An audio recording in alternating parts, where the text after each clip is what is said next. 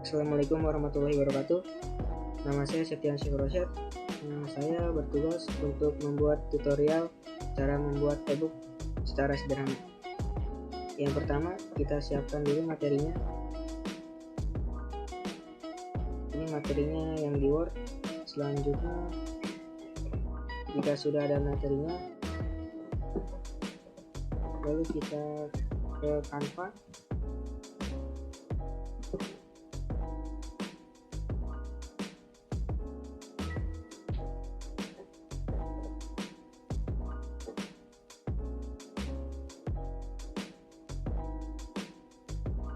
Jika tadi materinya yang di Word sudah jadi, lalu pindahkan ke Canva untuk mendesainnya.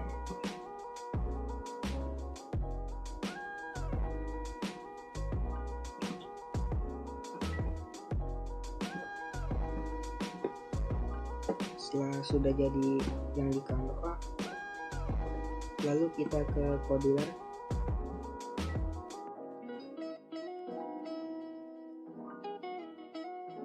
Lalu kita klik ini.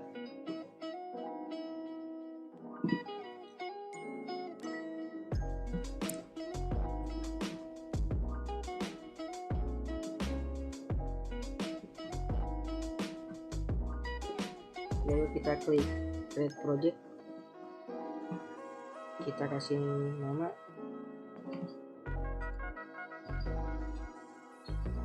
ujian praktek 01, lalu kita next. Di sini kita kasih nama ujian praktek juga. Setelah itu kita finish.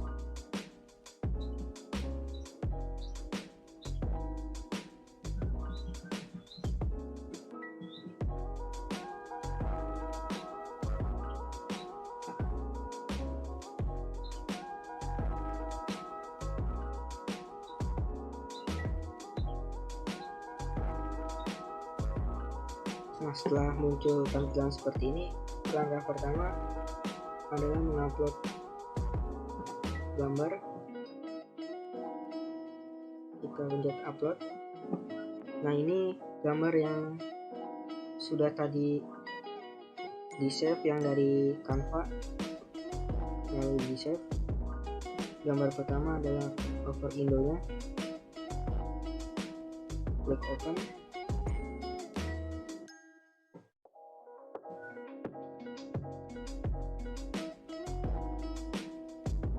Setelah itu muncul seperti ini, kita silang, lalu kita masukkan yang sudah diupload tadi.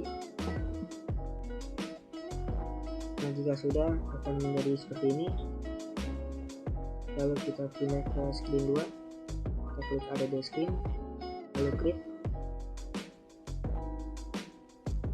Sama seperti tadi, kita upload.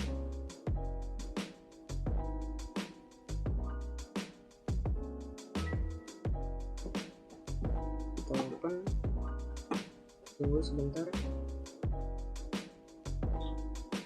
Jika sudah muncul, kita klik silang, lalu kita masukkan.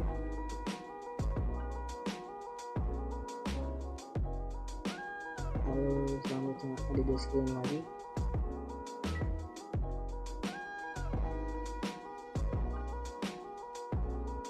Kita upload lagi. Yang ketiga, disilang, terus kita upload.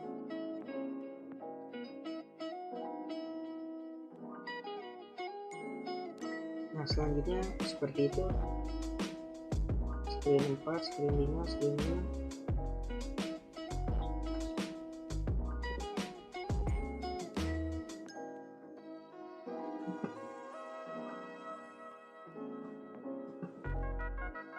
Nah, sampai gambar ini semua selesai diupload. Nah, jika sudah diupload semua akan seperti ini. Selanjutnya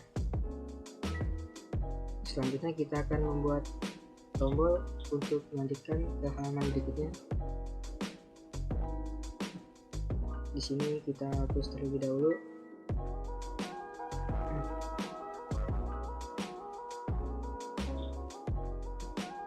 Yang pertama kita pilih jenjang,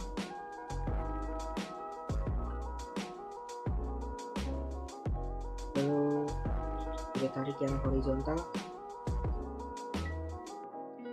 kita klik, lalu kita transparankan,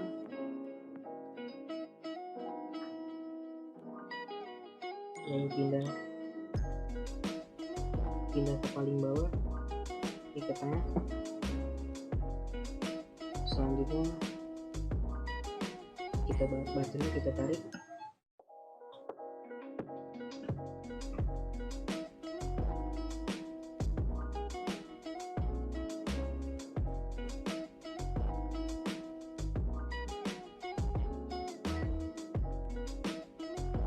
di sini horizontal lagi, buttonnya masuk.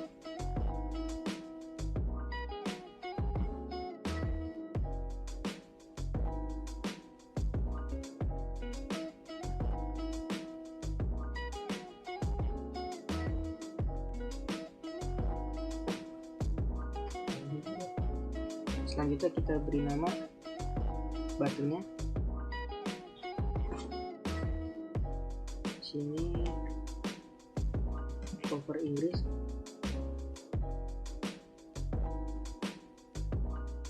Lalu ini buat memindahkan halaman selanjutnya.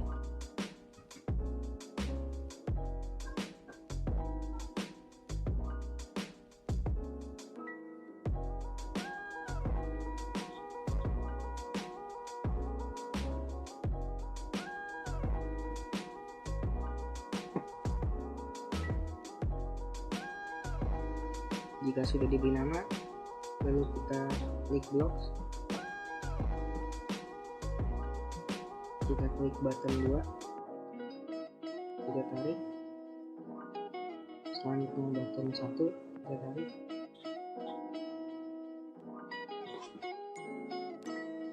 Selanjutnya kita klik kontrol untuk perintahnya.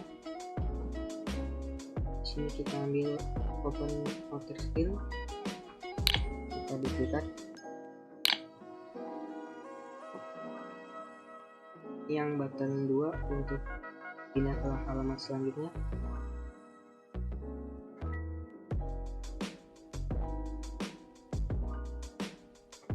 Halaman selanjutnya berarti ke screen 2, lalu button 1 kita pindahkan tadi ke untuk bahasa Inggrisnya, cover Inggris, kita klik.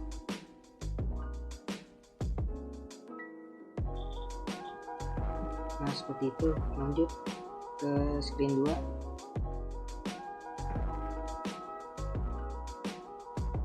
Screen 2 di sini sama seperti tadi, yang button 1 untuk ke halaman selanjutnya dan button 2 ke halaman sebelumnya. Caranya sama seperti tadi, klik blocks, lalu button 2 untuk ke halaman sebelumnya, button 1 untuk ke halaman selanjutnya. Selanjutnya jika buttonnya sudah di setting di blok, setelah selesai menyeting buttonnya, setelah itu kita mengetes apakah berhasil cara kerja dari buttonnya. Kita tes menggunakan handphone. Kita di sini klik tes, kemudian connect ke komponen, kemudian keluar kode QR seperti ini. Kemudian yang di HP kita buka HP-nya, lalu kita install terlebih dahulu aplikasi Modular Companion-nya. Lalu kita masuk ke aplikasinya, kemudian klik scan QR code, terus tinggal di foto kodenya. Nah kemudian muncul seperti ini, tunggu sampai selesai.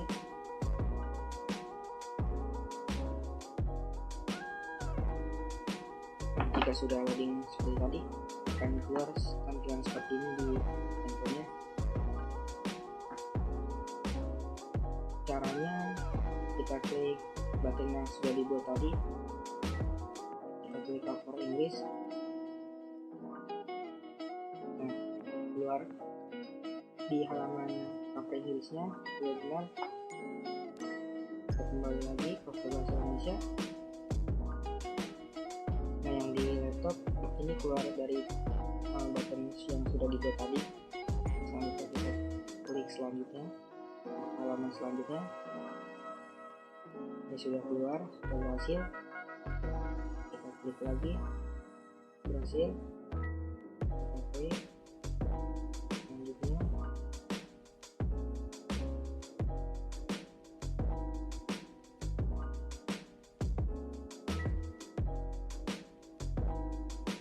Nah, itu sudah berhasil semuanya buttonnya.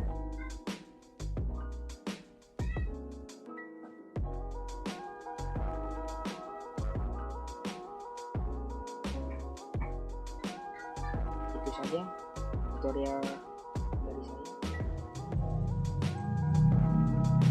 Perkenalkan, nama saya Syaril Isna Maulana. Saya ingin membacakan profil Gustav Robert Kirchhoff.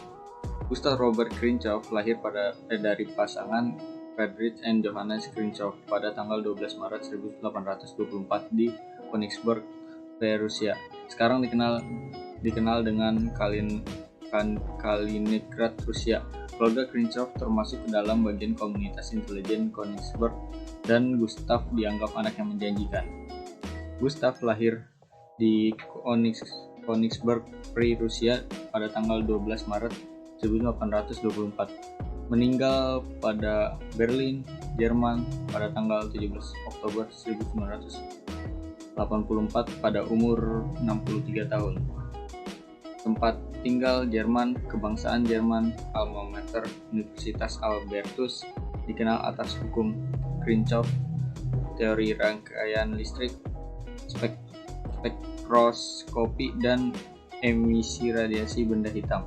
Penghargaan medali Rumford 1862 bidang fisika.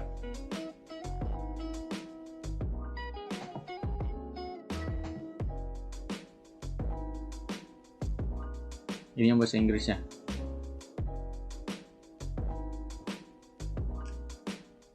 Perkenalkan, nama saya Wildan Eka Saputra. Saya di sini akan menjelaskan perjalanan hidup Gustav Robert Kirchhoff.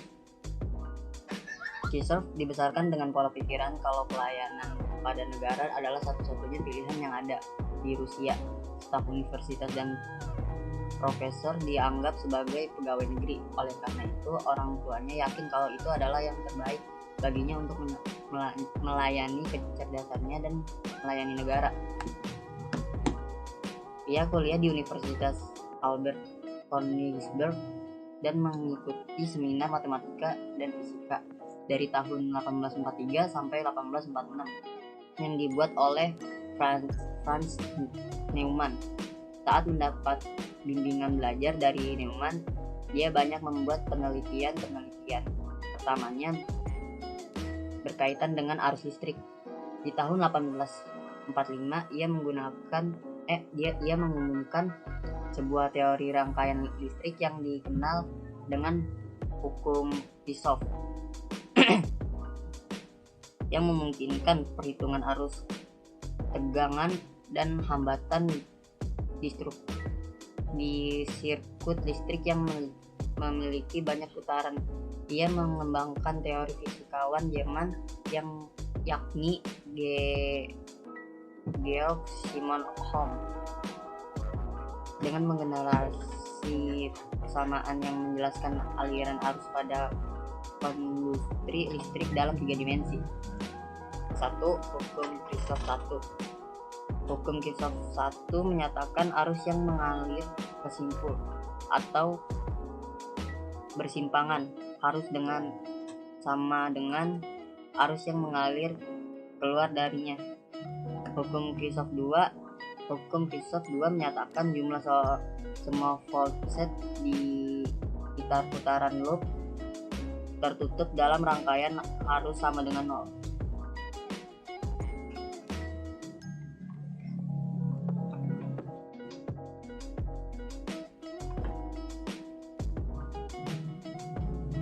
Gustav Robert Kirchhoff lulus pada universitas pada tahun 1847 dan pindah ke Berlin. Ia bekerja sebagai privat dosen atau dosen yang tidak dibayar, sejenis gelar yang diberikan bagi yang telah bergelar doktor, tapi mampu menghasilkan karya tulis ilmiah yang baik. Di tahun yang sama, ia mengungkap pemahaman yang benar tentang bagaimana teori arus listrik dan elektrostatik harus digabungkan. Kemudian di tahun 1850, ia mendapat jabatan sebagai guru besar fisika di Universitas Breslau. Di tahun 1854, dia diangkat sebagai profesor fisika di Universitas Heidelberg. Saat itu ia bersama dosen menemukan analisa spektrum. Mereka menunjukkan bahwa setiap elemen mengeluarkan cahaya berwarna khas saat dipanaskan sampai berpijar. Dari penelitian ini akhirnya ditemukan dua elemen kimia baru yang cesium dan rubidium. Kirchhoff menikah dengan Clara pada tahun 1857 dan dikaruniai 2 anak perempuan dan 3 anak laki-laki. Di tahun 1869, Clara meninggal dunia, sehingga Gustav lah yang mengurus dan membesarkan anak-anaknya. Saat itu ia mengalami disabilitas yang membuatnya harus menggunakan tongkat atau kursi roda. Dan di tahun 1872, Gustav memutuskan menikah dengan Lius, seorang instruktur di sebuah klinik oftalmologi. Gustav banyak sekali mendapat tawaran dari universitas lain, tapi dia menolak karena karena merasa sudah cukup senang dan nyaman di Heidelberg. Akibatnya kesehatan yang terus menurun. Pada tahun 1875 ia memutuskan untuk kembali ke Berlin dan menjadi ketua fisika matematika, yang membuatnya dapat mengajar tanpa melakukan aktivitas berlebihan. Gustav Robert Kirchhoff akhirnya meninggal dunia pada tanggal 17 Oktober 1887 di usia 63 tahun dan dimakamkan di pemakaman Estimatus Kirchhoff di Berlin.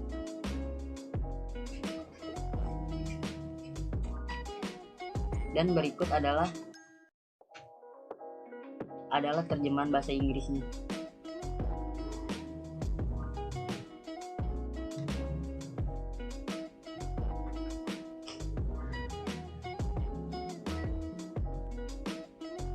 Sekian dari saya. Nama saya Titi Trijoko. Saya ingin membacakan karya-karya dan penemuan Gustav Robert Kirchhoff. 1. Penemu hukum Kirchhoff. Ada 3 konsep teori fisika berbeda yang kemudian dinamai berdasarkan namanya, yakni hukum Kirchhoff. Masing-masing dibagi ke dalam teori rangkaian listrik, termodinamika, dan spektroskopi.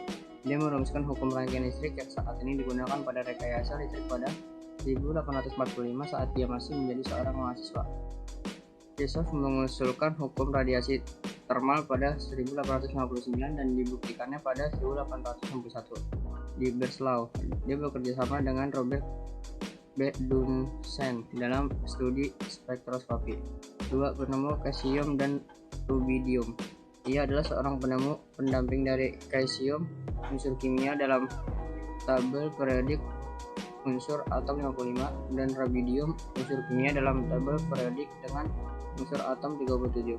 Pada tahun 1861 ketika mempelajari komposisi kimia matahari dengan spektrumnya, rasium atau cesium merupakan unsur kimia dengan simbol Cs dalam tabel periodik dan nomor atom 65. Bentuk unsur kimia ini adalah logam alkali yang lunak dan berwarna putih kemasan.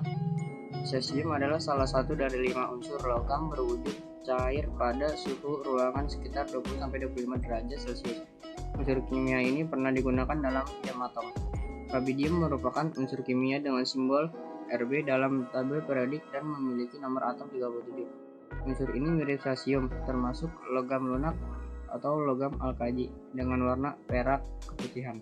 Di tahun 1862, Tirshov dianugerahi medali Rumford untuk penelitiannya mengenai garis-garis spektrum matahari dan pembalikan garis-garis terang pada spektrum cahaya buatan.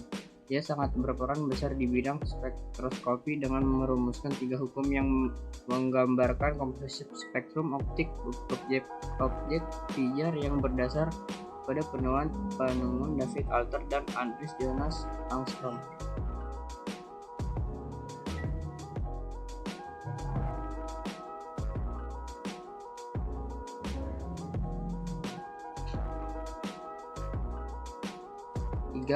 Hukum Kirchhoff dalam spektroskopi. Jika satu benda cair atau gas bertekanan tinggi dipijarkan, maka akan menghasilkan cahaya dengan spektrum kontinu.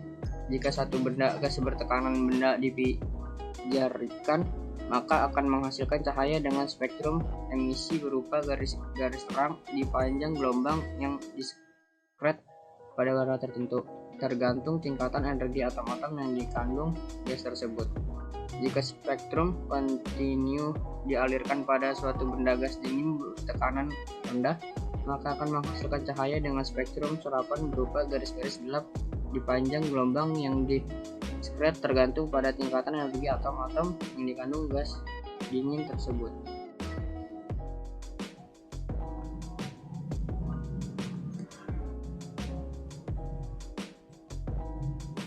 Dan ini bahasa Inggrisnya.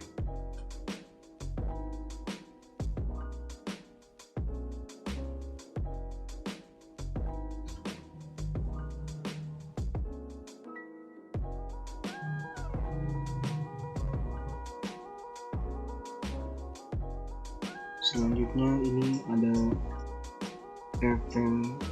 referensi dan ringkasan dari e-book.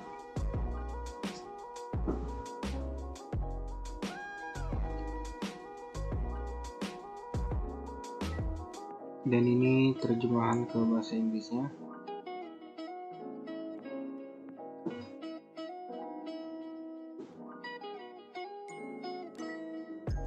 Selanjutnya ada penutupnya. Sekian, saya mewakili rekan saya. Wassalamualaikum warahmatullahi wabarakatuh.